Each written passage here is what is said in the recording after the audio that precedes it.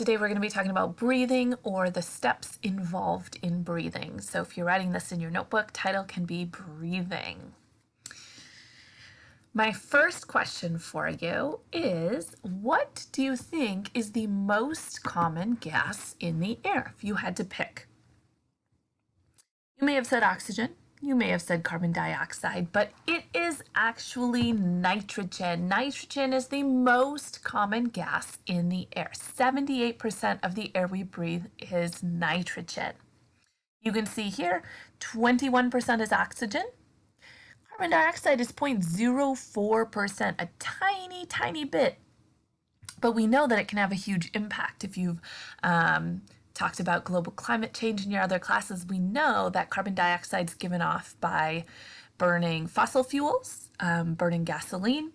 And so even though it's a tiny amount, increasing that can have big effects. We have argon here and then some other gases.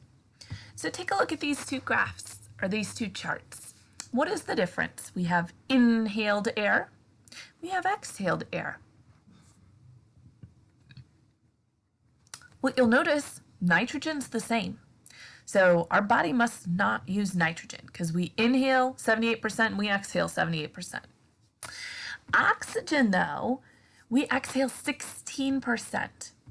And we started with 21, so we use 5%. We use the oxygen that's coming in. The other gases stay the same. Argon stays the same. Carbon dioxide, we exhale an extra 4% compared to what we started with.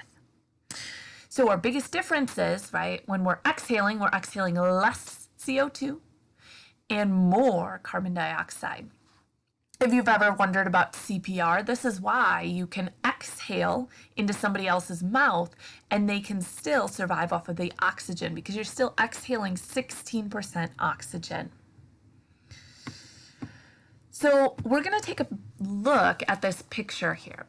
So your diaphragm's the muscle underneath your lungs. And when you're not breathing in, this is what it's doing. It's really curved. Okay, so curved when you're not breathing. We're going to talk about what happens when you do inhale. And so we're going to write down these steps. You'll see this little picture here, this little animation. So when we're not breathing, the diaphragm is up. That's how it's relaxed. It's relaxed, it's up. So the first step is the diaphragm contracts. When it contracts, it's pulling downward. This is a little counterintuitive or a little confusing. A lot of times you might think, oh, when it's really curved, it's contracting. When it's curved, that's its normal position. Pulling downward and kind of flattening out is when it contracts. Now, after it contracts, what happens to the size of the lungs? So as we pull down, what happens to the lungs? You'll notice the lungs get bigger. That's important, okay? So the volume in our chest, the amount of space in our chest, in our lungs, increases. So as the diaphragm pulls down, the volume inside of our chest increases. Now this is important because this is going to help the air go in, and I'm going to show you how. So my first question here, take a look at these balloons. Which balloon has a larger volume? Meaning which one could potentially hold more air? The bigger one, right? So the bigger one can hold more air. So we know that when we're breathing, when our diaphragm pulls down, our volume increases. Pretend our balloon gets bigger. Now, if I inflate both of these balloons with just 2 breaths, so imagine I blow 2 breaths in here, tie it off, 2 breaths in the bigger balloon and tie it off. Which balloon has more pressure inside of it? Pressure is the force of the air pushing on the outside. The one on the left. So why am I talking about this? I'm talking about this because anytime we increase the size of something, the amount of pressure in it goes down. Think about a water balloon. If I put, I don't know, a 1/4 cup of water in a water balloon, it's not going to have very much pressure. It's going to be kind of floppy. But if I try to put like a whole gallon of water in a water balloon, it's going to have a lot of pressure. That water is going to be pushing on the outside of that balloon. And this is important because when we look at our lungs, a similar thing happens.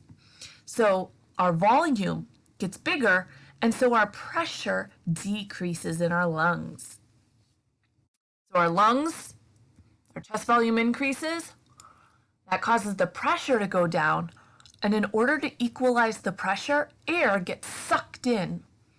You can kind of think of this as like a vacuum, or maybe even a better analogy would be like a syringe, right? A syringe that you use for medicine or for getting shots. If I pull the plunger of my syringe downward, what's going to happen? It's going to fill up with air, or it's going to fill up with, if I have it in water, water. This is what's happening. It all has to do with pressure.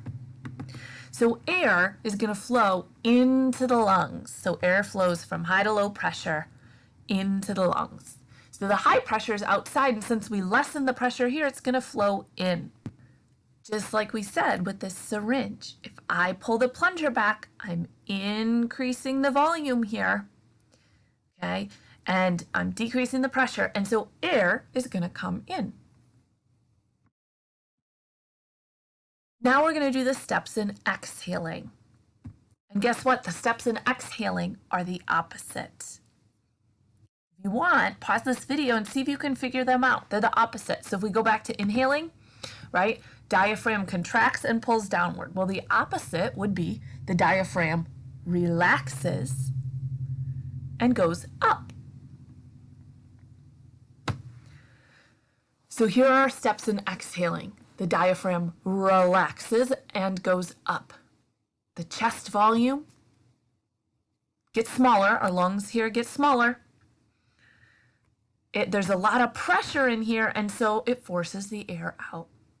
Again, remember our syringe. This is like pushing the plunger up on the syringe. Air goes out.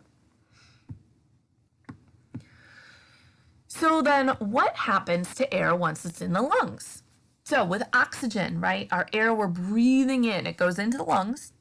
Remember our little air sacs, our alveoli? Okay, it goes into the alveoli. And then remember we've got the capillaries, so it's going to go into our bloodstream and get carried to all of our cells. Now our cells are going to use it for energy, to create energy. And when they use it to create energy, they're going to create CO2. So our CO2 then is made from that oxygen, helping break down glucose, okay, for creating energy. And the CO2 is going to go from our cells into the bloodstream, going to be carried to the lungs, to the alveoli, and then we're going to exhale it.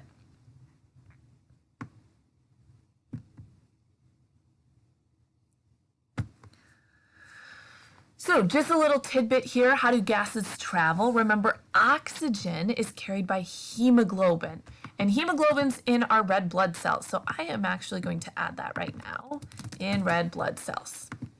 The CO2 doesn't, it just kind of gets carried along in the plasma. Remember, that's the liquid, the lazy river liquid of our blood. So oxygen gets carried by hemoglobin. The CO2 just dissolves in.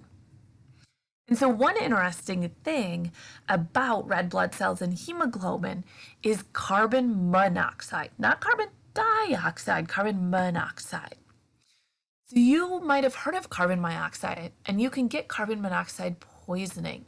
You'll notice the only difference is that instead of CO2, it's CO. Instead of dioxide 2, it's monoxide, so 1. So what happens when you get this poisoning is when there's carbon monoxide around, it binds to hemoglobin and basically crowds out the hemoglobin, so no oxygen can bind to it. We have an example here of a red blood cell, okay? Normally, oxygen gets carried by the red blood cell, the hemoglobin. But when carbon monoxide is around, it's like a big bully. It pushes all the oxygen out of the way and starts binding to the red blood cell, and there is no room for oxygen. And so people who have carbon monoxide poisoning can can end up dying pretty quickly, because you can imagine if you have no oxygen getting delivered to your cells are just going to shut down and die. And that's a big problem if cells in your brain or cells in your heart shut down and die. The last thing I want to touch on is what tells you to breathe. So it is your brain. It's a specific part of your brain. It is called the medulla, and the medulla is kind of down here. It's by the brain stem. And how does it know? Well, it measures, you've got little sensors in your blood vessels that measure the pH, the acidity. We've learned in some of our labs, or we'll talk about it, that CO2 is acidic. So if we have a lot of CO2 in our bloodstream, our pH is going to be really acidic. And so sensors in our bloodstream monitor that. And if they detect something, they send signals to the brain, and then the brain causes you to breathe more.